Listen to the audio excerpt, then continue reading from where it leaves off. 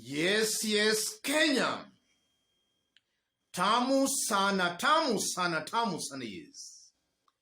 In the recent days, Kenyans have experienced countrywide power blackouts, and these blackouts have left Kenyans talking and wondering. And one such Kenyan is Mutahi Ngunyi. Mutahi Ngunyi. These national power blackouts are suspicious. Only happens in banana republics like Nigeria and Uganda. What is happening? That's Mutahi Ngunyi's tweet yesterday. In this video, as usual, I want us to dig deep into this whole story of power blackouts to understand what might be happening behind the scenes. If you are watching us for the very first time, subscribe, give this video a like. From that tweet by Mutahi Ngunyi, Mutahi Ngunyi might be of an opinion that the recently experienced countrywide power blackouts might have been stage-managed deliberately by the government to discredit the current top leadership at Kenya Power, and that can easily allow for their removal for the government to install their allies at Kenya Power. And the reason for that is purely for business interests. So, let's find out what is currently happening at Kenya Power. In terms of shareholding, Ministry of Finance Treasury is the largest shareholder with 50.09%. Standard Chartered Bank is the second largest shareholder, 20.61%. KCB is the third largest shareholder, 5.72%. CFC Stanbic is the fourth largest shareholder, 2.9%. Fifth, NIC, 2.35%. Sixth, Equity, 1.32%. Those are in terms of corporates, companies. In terms of individual shareholders, Ndindi Nyoro is currently the largest shareholder at Kenya Power, 1.4% shareholding. And some months back, or rather some weeks back, Ndindi Nyoro at an interview had this to say: I am buying KPLC shares because I know we can fix issues of electricity when allowed to make decisions. It has a lot of sleeping capital which can be used to assist more homes, Ndindi Nyoro said. Ndindi said. So it's a fact there are some interests to control Kenya Power. Ndindi Nyoro is a very close William Ruto ally, and you are seeing is admitting that is interested in influencing policy change at Kenya Power. Let's have a look at some news that was reported yesterday by Business Daily. Treasury triggers Kenya Power chair ouster ahead of annual general meeting, Thursday, November 24, 2022. Kenya Power chairperson Vivian Yeda is set to quit the utility after the Treasury opted not to support her re-election at the firm's annual general meeting set for December 16.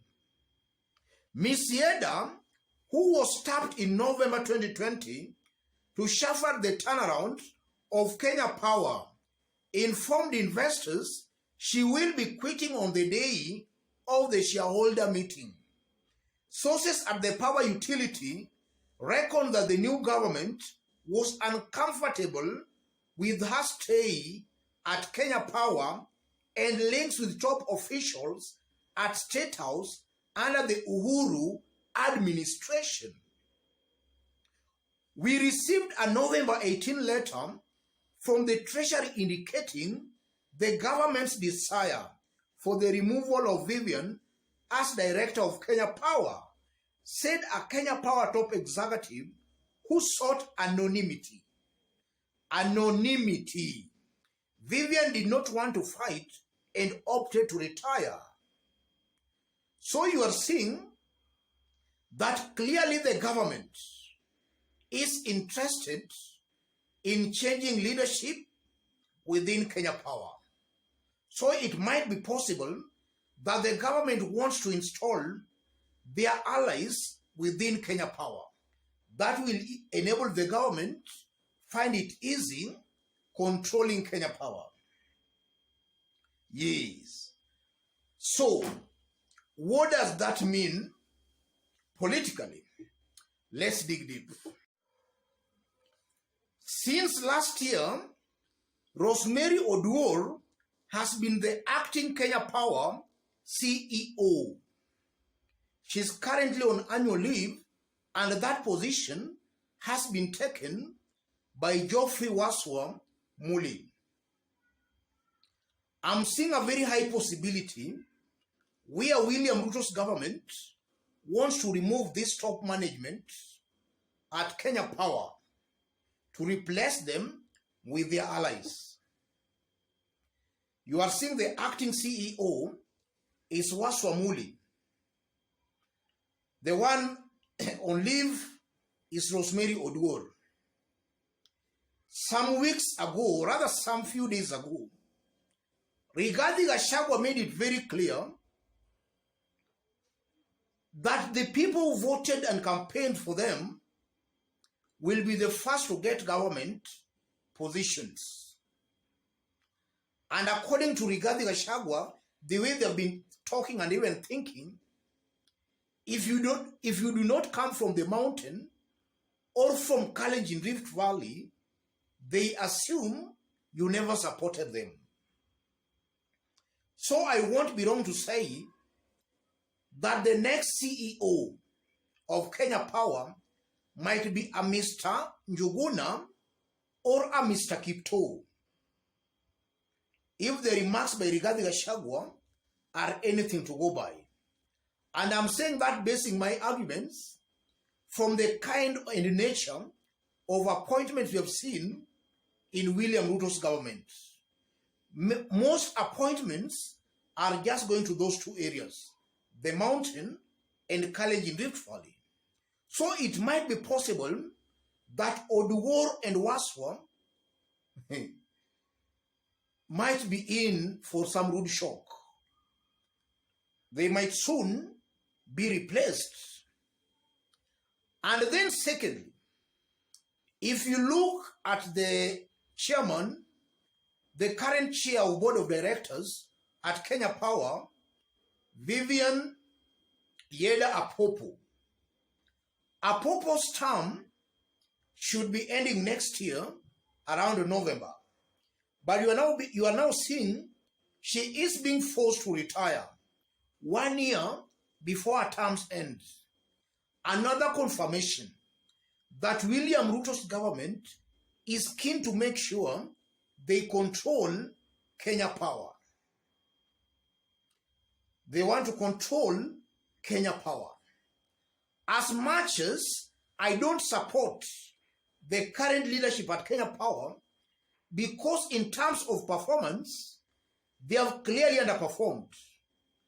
But they should not be removed and then they only to be replaced by other leaders for the government and some corrupt government officials to loot Kenya Power. That will be a zero-sum kind of a game. If they were being removed and to be replaced by people who are suitable, people who have the best interest of Kenya Power at heart, then Kenyans can support that. But it's clear most likely there is a plan afloat to remove them, to replace them with the leaders close to this government. And that will just allow for easy penetration of Kenya power. And that can easily lead to corruption. As I conclude, ladies and gentlemen, it's a fact that maybe the Kenya, or rather the current, or rather the recently experienced power blackouts across the country might be tied or connected to the plan by the government to discredit these leaders for them to be easily replaced. Yes, the government might be cleverly trying to incite Kenyans against these leaders for them to be easily replaced, or rather for them to be replaced. And you know, Kenyans will say that they were not performing anyway. We just had some power blackouts recently. That might be a deliberate scheme by this government to install their allies at Kenya Power. Let's meet in our next analysis. Thank you. God bless you. God bless Kenya. Before I forget, if you want to support our channel, I've pinned my number on the comment section. Contact me through the number or feel free to channel your support to the number. God bless you.